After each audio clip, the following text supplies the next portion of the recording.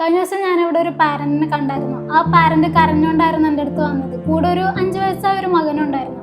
ആ അമ്മ പറഞ്ഞ കൺസേൺസ് വെച്ചാല് പണ്ട് ആ കുട്ടി അങ്ങനെ ആയിരുന്നില്ല, ഇപ്പം ഇതിന് വാശിയാണ് ഒന്ന് പറഞ്ഞാൽ രണ്ടാമത് വസ്തുക്കൾ എറിയാൻ തുടങ്ങി. ആ കുട്ടിയുടെ അമ്മക്കാണെങ്കിൽ ഒന്ന് പുറത്തിറങ്ങി നടക്കാൻ പോലും പറ്റുന്നില്ല ഈ കുട്ടിയുടെ ഇങ്ങനത്തെ ഉള്ള ബിഹേവിയേഴ്സ് കാരണം. ആ കുട്ടീനെ ആ അമ്മക്ക് ഒരുപാട് ചീത്ത പറഞ്ഞു, അടിച്ചു, പക്ഷെ ഒരു മാറ്റം ഉണ്ടായിരുന്നില്ല. ആ അമ്മയുടെ കണ്ണീരിൽ ഒരു വലിയ ചോദ്യമുണ്ട്, എന്തുകൊണ്ടാണ് എൻ്റെ കുട്ടി ഇങ്ങനെ പെരുമാറുന്നത്? സത്യത്തിൽ ആ കുട്ടി മോശക്കാരനായത് കൊണ്ടല്ല അങ്ങനെ പെരുമാറുന്നത്, മറിച്ച് ആ കുട്ടിക്ക് അവന്റെ കാര്യങ്ങൾ എക്സ്പ്രസ് ചെയ്യാനുള്ള ഒരേ ഒരു വഴി എന്ന് പറയുന്നത് അവൻ ഈ പെരുമാറ്റങ്ങളിലൂടെ, ബിഹേവിയറിലൂടെ എക്സ്പ്രസ് ചെയ്യുന്നു എന്നുള്ളത് മാത്രമാണ്.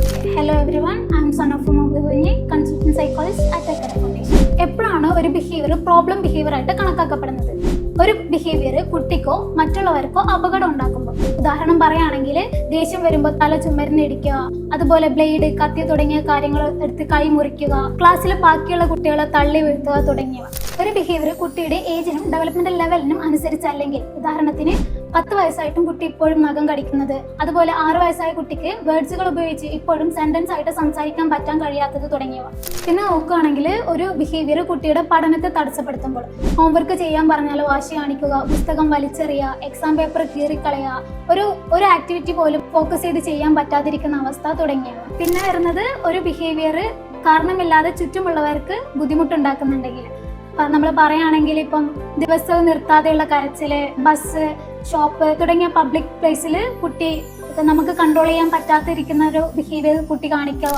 ഒരു ബിഹേവിയർ സോഷ്യലി അൺഅക്സെപ്റ്റബിൾ ആകുമ്പോൾ, ഉദാഹരണത്തിന് ഇപ്പം സ്കൂളിൽ കുട്ടികളുടെ ബാഗിൽ നിന്ന് സാധനങ്ങൾ എടുത്തു കൊണ്ടുപോവുക, അതേപോലെ പെർമിഷൻ ഇല്ലാണ്ട് ബാക്കിയുള്ള ആൾക്കാരുടെ സാധനങ്ങൾ എടുക്കുക, സ്കൂളിലൊക്കെ ബാഡ് വേർഡ്സ് യൂസ് ചെയ്യുക, അല്ലാണ്ട് നമ്മുടെ തുടർച്ചയായിട്ട് കളവ് പറയുക, ഇവയൊക്കെ. ഇങ്ങനെയൊക്കെയുള്ള ബിഹേവിയർ തുടർച്ചയായിട്ട് വീണ്ടും തുടരുകയാണെങ്കിൽ നമുക്ക് ഈ ഒരു ബിഹേവിയേഴ്സിനൊക്കെ പ്രോബ്ലം ബിഹേവിയർ ആയിട്ട് കണക്കാക്കപ്പെടാവുന്നതാണ്.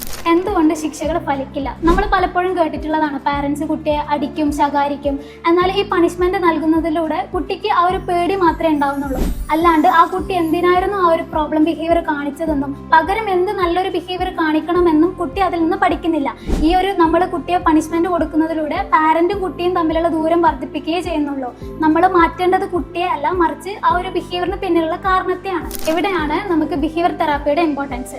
കുട്ടിയുടെ ബിഹേവിയറിനെ നമ്മൾ ശാസ്ത്രീയമായി വിശകലനം ചെയ്ത് കുട്ടിയുടെ കഴിവുകളെ തിരിച്ചറിഞ്ഞ് സ്കിൽ ബിഹേവിയർ കൂട്ടുകയും അതേപോലെ പ്രോബ്ലം ബിഹേവിയർ കുറയ്ക്കുകയും ചെയ്യുന്ന ഒരു രീതിയാണ് ബിഹേവിയർ തെറാപ്പിയിലൂടെ നമ്മൾ ചെയ്യുന്നത്. So understand the child before you correcting it.